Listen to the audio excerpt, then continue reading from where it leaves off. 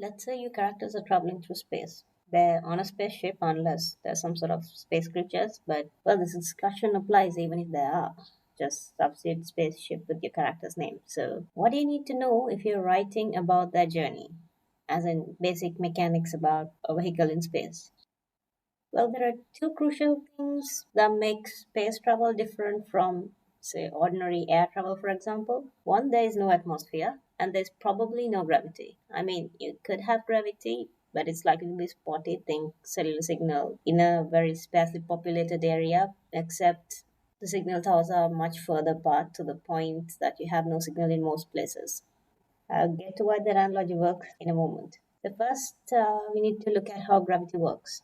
I'm not going to get too technical, but basically it boils down to two masses attracting each other. So if there are two masses, then there tends to be an attraction between them that is given by the formula here. So here, G is a constant. The value is usually 6.67 multiplied by 10 to the power minus 11 if you're interested, which is a very small quantity.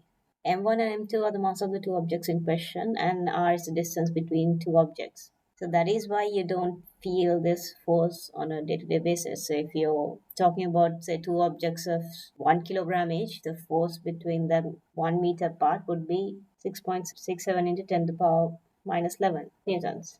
So the same way, if your spaceship is close to a planet which has a very high mass, then the force exerted by the planet on your spaceship is given by the equation here. And another thing to note here is that your spaceship will exert a similar force on the planet, but because the planet is so much more massive than a spaceship, the force on it will be barely perceptible.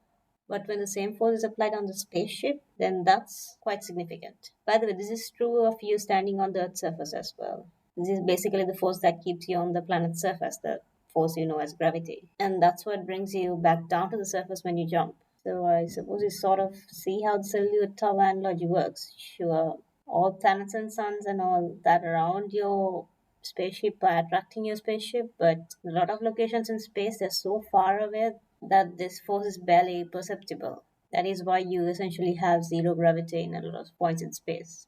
And another thing you can deduce from this is that if your spaceship nears a large, massive spaceship or a large space station, your spaceship will be drawn towards it. There will be a bit of gravity. It's not going to be as massive as a planet mostly, but there will be some sort of gravitational attraction.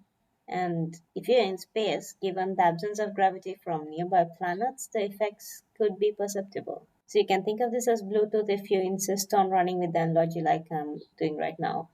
Another consideration, as I mentioned, is the lack of atmosphere. This means if your vehicle is moving, there's no air resistance acting on it to slow it down. So I have already done a pretty in-depth explanation of this in my free fall video, so you can take a look at that. So instead of focusing on air resistance itself, we will be focusing on other effects caused by lack of atmosphere. So one thing to consider is the lack of oxygen or air. So this means you can't use a conventional engine like a propeller used in ships or planes or even a jet engine. This is because these engines depend on oxidation of a fuel, essentially burning a fuel in oxygen to produce energy. You could probably substitute this bit with a nuclear engine, but propellers and jet engines also use the flow of air to generate thrust. In simple terms, they draw air in, pressurize it, and eject it, essentially. That is what happens in very simple terms. And this is what creates thrust. And this method of propulsion is pretty much impossible if you have no air to work with. So there are few other propulsion options left to you, actually. Of course, an obvious one is rockets, which are also great for escaping the gravity of a planet due to the high thrust they can generate. Rockets generally carry both the fuel and the oxidizer in them. So if they're burning hydrogen, they'll be carrying hydrogen and oxygen, and they will be combining them. And one thing is this produces a very high temperature, and it produces gas. So this high temperature, high pressure gas is then ejected out of the back of the rocket. The gas accelerates in one direction towards the ground if you're taking off from planet, and the spaceship accelerates upwards. This is Newton's third law. Every force has an equal and opposite reaction. So the problem with rocket engines tends to be the sheer amount of fuel and oxidizer it has to carry. Further, the rocket loses mass along the way due to the gas ejected off it, which can complicate calculations. This is an advantage because your rocket accelerates more for the same thrust when it nears the end of the rocket burn, but it also accelerates less for the same thrust at the beginning of the burn. Also, another problem with rockets is the sheer amount of thrust it produces and the very reactive chemicals on board. This means a rocket can become very dangerous. So that is pretty useful if you're getting off a planet, for example, but once you're in deep space, you tend to have other options as well for propulsion. One example of this is the various forms of sails that are available. These work because there's almost no atmosphere and mostly no gravity. So what this means is there is nothing to slow your spaceship once it's reached a given speed. So that's Newton's first law. And because there's no resistance, whatever small force you may have causes an acceleration, and every little force increases the speed a little bit. This tends to add up. So if you have a large surface catching, say, solar winds, you might be able to reach a large speed eventually. The acceleration might be slow, but you might get there. So, in short, in open space, your spaceship will accelerate when a force is applied to it and maintain its speed once the force is removed. So, that was about moving in a straight line. What about turning or course correction? Well, for this, you can use engines or thrusters mounted on the sides of the ship, essentially at an offset from your ship's center line. For example, firing an engine on the right will start turning your ship to the left, and when it's turned enough, you can fire the engine on the left to stop the turning. If you don't do that, then your ship's going to keep spinning forever. Again, because there's nothing to stop the spinning. Of course, this translates to very precise amounts of thrust, but that's usually given in space travel. What about actually orbiting a planet? Well, in this case, you have to consider gravity. So, if you want to orbit a planet, the orbit that your ship settles into depends on its speed. That is, if the centripetal force on your ship is equal to the gravitational force on it, then it will orbit the planet at that speed. So, in equation form, this is what it is.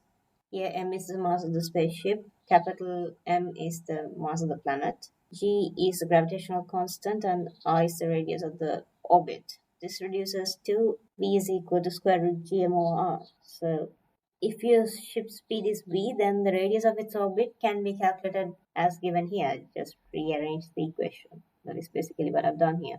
So, what this means is if your ship is traveling at a given speed v here, essentially perpendicular to the surface of the planet, so that it traveling in a circle, essentially it will not need any more thrust increase in speed or whatever to maintain its speed if there's no atmosphere. If there is an atmosphere at the altitude, you'd have to provide enough power to maintain speed.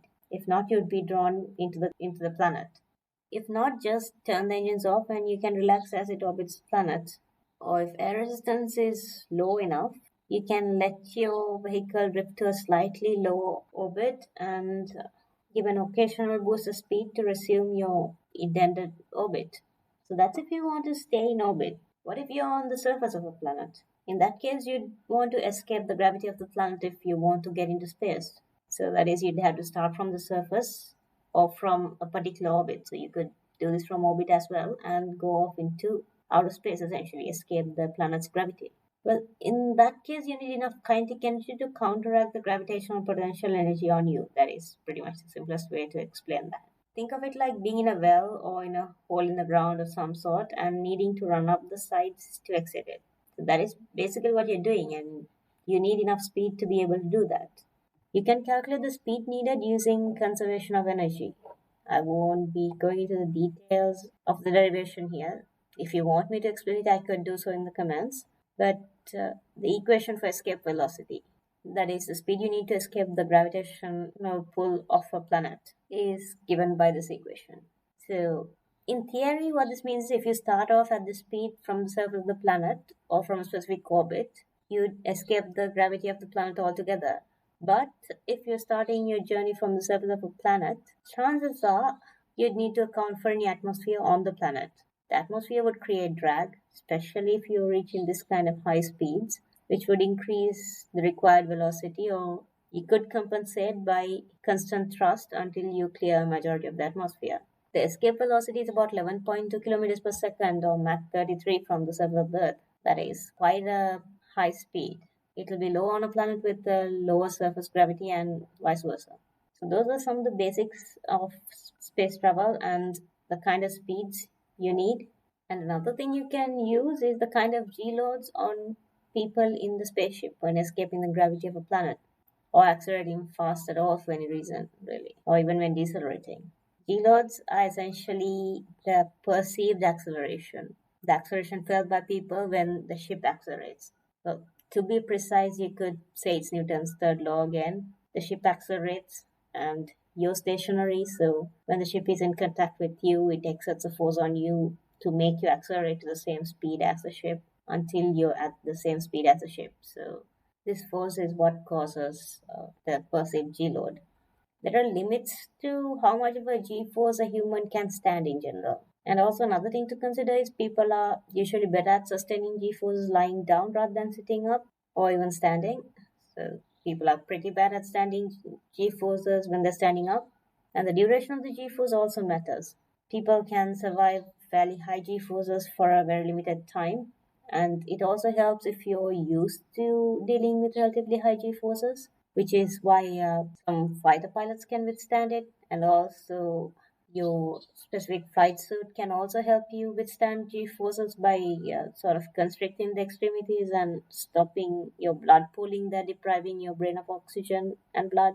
So there are things you can do to kind of counteract the effects of it, but it can be an important concern. So this is all I will say on the topic for now, as this video will be obscenely long if I keep rambling about it. Please tell me what you think and let's continue this discussion in the comments. See you there. And that's it for now. See you next time.